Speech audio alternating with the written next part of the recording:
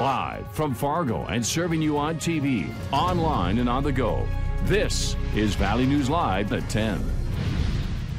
No snow, no strong wind, no travel advisories to report. Our biggest challenge continues to be dropping temperatures. And we are just getting started on what will be difficult and dangerous temps. Let's get the latest from Hutch so that you can make sure you and your kids will be ready for tomorrow. Hutch? Well, cold is definitely going to continue here across the valley. We did see some blue skies today. The sun felt nice and the lack of wind was a big change, and that has really impacted wind chills in many locations, although a few areas are still in the teens below zero as we head into the overnight. The radar shows a couple of blips out there pushing onto the western edge of Towner County and up near Bottineau. Here is a look at the snow on the roads, so enough to cover the roads up there. That's pretty much staying put for us. We'll see an increase in clouds as temperatures do slip below zero tonight. Wind chills won't be as bad as they were yesterday morning, but you'll want to make sure the kids have these mittens and earmuffs because it's going to be cold. It does get colder. I'll have an update on that weekend outlook here in just a few moments. All right, thanks, Hutch. I just went outside to take out the trash and I almost died. We shouldn't be surprised. After all, it is January. A cold snap has hit the region. While most of us are veterans in dealing with the frigid weather, perhaps even brag about it to friends in warmer states, there are newcomers to the area who aren't sure what to think. Valley News Team's Joshua Peguero spoke with people who are experiencing the cold for the first time. Erica Allen supports herself with 2 jobs. By 7 in the morning, she's at work, and by 5, she starts her nighttime gig. As she stepped out Wednesday afternoon, she felt a biting cold smack her in the face. Jesus. Woo! It's cold. It's really cold, man. Like really cold. This is Allen's first Fargo cold, having moved to the area in April from Milwaukee. What do you do to stay warm? I pay my heat. She says Fargo's cold is unlike anything she's ever experienced. It's extremely cold. Like this is a new cold to me. Like I'm used to Lake Michigan cold, but this right here is something different. Like I can't even explain how cold it is. Mickey Boucher is also newly arrived to the Fargo-Moorhead area. He and his mom moved from a town near St. Louis. It's overrated how cold it is up here around, Fargo and Moorhead. It's not as bad as you hear people talk about. His mom has a different take on Fargo's frigid-like temperatures. Not as good as me, but she'll get the hang of it. She'll adjust to it. Rajan Krisha is a newly hired employee at Valley News Live. Originally from Singapore, Krisha came directly from California. The day I got here, it was minus 29. And I just wanted to take a photo of something in Lindenwood Park and my phone just died. He says the coldest it gets in Singapore is 80 degrees Fahrenheit. And for those first-timers griping and complaining about the cold, just know that there is a light at the end of the tunnel. By next year, your body should get adjusted to the winter. In Fargo, Joshua Peguero, Valley News Live. Make sure you dress warmly enough for the day tomorrow. And if you want, download the Valley News Live Storm Team weather app. You'll get the latest weather updates right on your phone. Just search VNL Weather in your app store. The search continues tonight for the man accused of stealing a car and a loaded gun last night in the area of 2 college campuses in Moorhead. MSUM sent out an alert to students, but Concordia students weren't notified until late this morning. Concordia officials say they were only notified by police about the stolen car, but nothing about a gun until hours later. Moorhead police tell us that they're not sure what was told to Concordia and are looking into communications between the two. It's interesting because obviously people knew that there was a gun because all the news articles from last night and this morning had said that there was a gun. So I find it very difficult to believe that even if MSU or the Moorhead police didn't tell Concordia that there was a gun, that they wouldn't have found out somehow that there was a gun around. Moorhead police say the owner of the gun and stolen car are likely going to face charges for having an uncased gun on school property. The Fargo Police Department is asking for your help identifying a man who they say assaulted a bus driver. His picture is up on your screen right now. If you have any information, you can call investigators at 241-1405. Authorities are warning you of a new scam. In Polk County, scammers are pretending to be TV satellite providers. They ask subscribers to update their receivers, and once updated, the scammer asks payment for their work. If you ever think for 1 second that it might be a scam, hang up whatever company that they're claiming to be calling from, look up their number on your own and call them and just say, hey, this is a phone call I just got. Is that you guys? More often than that, they'll say no.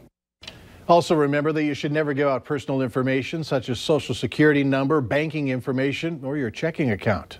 Devils Lake police are still looking for a person who vandalized 19 vehicles at Lake Toyota. Police say it happened December 17th to various vehicles, leaving behind $12,000 in damages.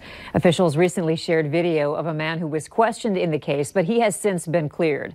There's a reward for information leading to the arrest of the vandal. You can call 662-0739 if you have any information on this case. Efforts continue to meet the needs of the growing West Fargo School District. Right now, work is underway on a new elementary school south of 52nd Avenue and east of Cheyenne. A location was just selected for a new middle school to the south of that, and plans are also in the works for a new high school expected in that area. For students, it will likely mean transitioning, and that was the focus of discussion tonight. Valley News Team's Katie Opperly joins us in the studio to explain how tonight's meeting played out. Katie? Mike, Andrea, 5 different scenarios to transition students to new schools were presented in tonight's meeting with educators, board members, parents, and students. After reviewing each option, in an astonishing vote, 100% of the room voted for the so-called Scenario 3. In this scenario, in 2020, grades 6 through 9 would attend the new middle school.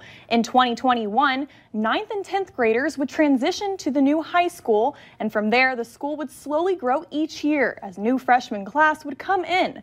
People discussed that they liked this option because they see it as a more seamless transition where students attending Cheyenne High School never have to switch schools amid their high school career, and it would eliminate the overcrowding experience at Cheyenne High School. I wanted to go to the new school at a point just to have new opportunities, but I feel like staying at Cheyenne will help kind of grow our class together. Students attending the new middle school are coming from Liberty, Deer Creek, and Horace. The options weighed included consideration of overcrowding, easy transition for students and staff, how classes and athletics would be impacted, and proper utilization of the new spaces. The decision tonight about their transition will be brought to the school board on January 28th, where the final decision will be made. Mike? All right, thanks, Katie. And that next meeting is at the end of January. They're looking to define curricular programs for the new schools. The general manager of a North Fargo hotel has a warning tonight about a woman who appears to be scamming local hotels.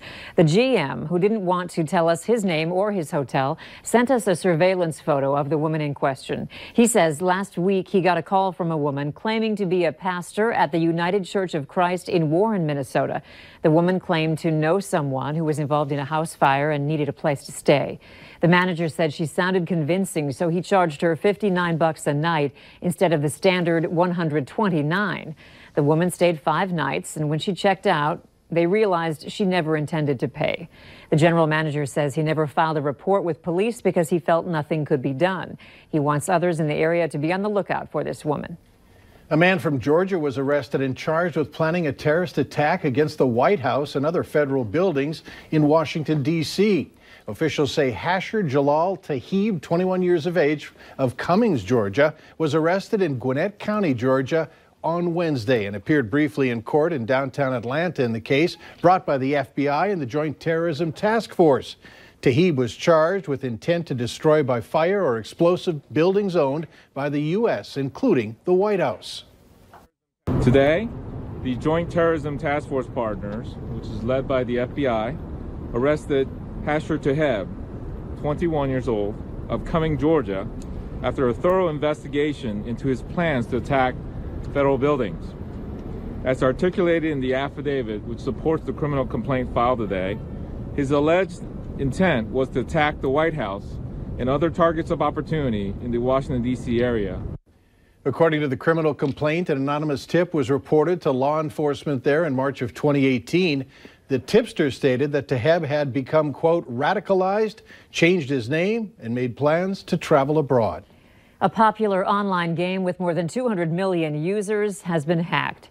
Investigators say a security vulnerability in Fortnite let hackers take over players' accounts, make purchases, and secretly eavesdrop or record them during play. The security flaws were found over the past few weeks. Hackers took advantage of an old and unsecured web page from 2004 to send phishing links to Fortnite users. Those links appeared to come from Fortnite's developer, Epic Games. If users clicked on the link, hackers could gain full access to their accounts, even without login information. The company says it fixed the flaw. This is at least the second major security breach found in Fortnite in the past year.